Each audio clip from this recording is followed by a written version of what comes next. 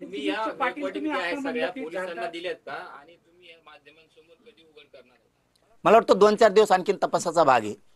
तिकडून जोवर ते नाव घेत नाहीत तोपर्यंत मलाही घेता येत नाहीत. असं थोडं संकेत पाळायलोय मी. आम्ही त्यांना रेकॉर्डिंग दिलेल्या आहेत, सगळ्या शूटिंग दिलेल्या आहेत, सगळं दिलेलं आहे. टोटल काही ठुलेलं नाही. सध्याही तुमच्या जीवाला धोका आहे का आणि तुम्ही पोलीस प्रोटेक्शन अजून तुम्हाला वाढीव पाहिजे का? तुम्ही मागणी करणार का सरकार? नाही, मला काही नको. मी समाजासाठी कुकू पुसून घराच्या बाहेर आलेलं पोरग आहे. हा, हजारो करोड रुपये मारणारे लोक आहेत आम्ही. पैशासाठी स्वतःच्या जातीच्या मुळावर उठणारी पैदास आपली वड्याची नाही. पैशासाठी स्वतःच्या जातीच्या मुळावर उठू शकत नाही. हजारो करोड रुपये आले असते, लात मारली, समाजाचे लेकर आनंदी बघायचं काम केलं मी. मला कशाची गरज नाही. म्हणून मी मराठा समाजाला आवाहन केलं, तुम्ही शांत राहा, कारण तुम्हाला मला अडचणीत नाही आणायचं. आणखीन मराठ्यांनी माझी भावना समजून घ्या. तुम्हाला अडचणीत नाही, तुम्ही फक्त सोपे सोपे काम करायचे, अवघड करायला मी आहे ना. मी जेवर जिवंत आहे त्यावर तुम्ही टेन्शन नाही घ्यायचं. मी मेल्यावर तुम्हाला काय करायचे ते करा. अजूनही तुम्हाला धोका वाटतोय का? अजूनही सर आरोपी ताब्यात आहेत, पण अजूनही तुम्हाला धोका वाटतोय का?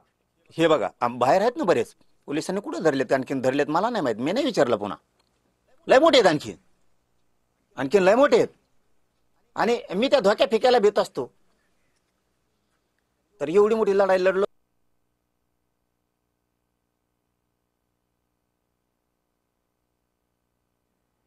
आपण पाहतोय जरांगे पाटील यांची पत्रकार परिषद सुरू होती. जर हे खोटं असेल तर त्या 2 आरोपींना विचारा, असं जरांगे पाटील यांनी म्हटलेलं आहे. आम्ही पैशासाठी स्वतःच्या जातीच्या मुळावर उठणारे नाहीयेत, असंही जरांगे घ्या. समान दुःख आहे आणि मी माझ्या जातीसाठी लढतोय. मरायला कुठे देतोय? आणि असं मरण कोणाला यावा? चांगलं आहे ना. जातीसाठी मरण येणं. अरे कुठं मरताय माणूस? अटॅक येतो, साप चावतो, ऍक्सिडेंट होतो, ट्रक खाली जातो, कुठे एरीत पडतो, काही होतं, हीच पडते अंगावर, बिल्डिंगवर पडतो. या काही की जेवता जेवताच अटॅक आला गेला, मरतोय. काही पण होतो. ऑपरेशन करता करता काही काही मरतात. अरे माझ्या जातीसाठी जर मी लढताना मरत असलो तर मी त्या आनंदाने स्वीकारायला तयार आहे. म्हणून मराठ्यांनी फक्त शांत राहा. मला खूप उंचीवर न्यायचं आहे तुम्हाला. तुम्ही काळजी करू नका, मला काय होत नाही. आणि त्याच्याही ध्यानात आलं असं आता आपली पार्टी, आपली टीम, आपली गुंडाची टोळी कमजोर झाली. कारण व्हायच्या आधी 25 वर्षात कवाच कोणाला काही कळालेलं नाही. झाल्यावरही मेळ लागला नाही, कोणाकोणाचा खून केला का, कोणाला गाडी खाली घालं.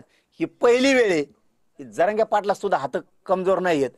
बुडात हात टाकून माहिती काढू शकतं हे त्यालाही आता कळालं असेल की आपण चुकीच्या माणसाच्या नादी लागलो. पाटील तुम्ही आपल्याच म्हणता की जाणता पाटा या ठिकाणी भेट झाली की त्या ठिकाणी धनंजय मुंडे यांनी गोळ्या औषध पुरवण्याचं केलं होतं. नेमकी हे गोळ्या औषध काय होतं आणि काय कट कारस्थान होतं नेमकं? आता मला काय, मी थोडंच गोळ्याचा धंदा करतोय. कोणच्या होत्या त्यालाच माहित. आता त्यांनी त्या आरोपी जे आहेत ना यांचं सगळं आहे ना. आणि जे 100 लोक ऐकायला होते मुख्य, ते शॉट झालेले सगळे शॉट. हे किती भयान चित्र आहे. अहो आता ना मला वाटतं 2-4 दिवसांनीच मी आणखीन उघडं करावं, कारण पत्रकारांनी प्रश्न विचारला मग पुन्हा बोलता होतो. त्यांच्यातले सुद्धा शॉट आहेत हे कळाल्यावर. काल मी 2-4 माहिती त्यांच्या माणसाजवळ दिल्यात. हो दिल्यात. त्यांच्यासाठी सुद्धा किती विघातक माणूस आहे. आपण म्हणतो ना ह्यो नेता कम साथ देतो, तो ओबीसीचा कार्यकर्ता कम साथ देतो. अगोदर हे वेगळं करतात आणि नंतर मात्र हेच कर. असं नेत्याच्या, आमदारांच्या बद्दल आहे, कार्यकर्त्यांच्या बद्दल आहे आणि अधिकाऱ्यांच्या बद्दल सुद्धा आहे.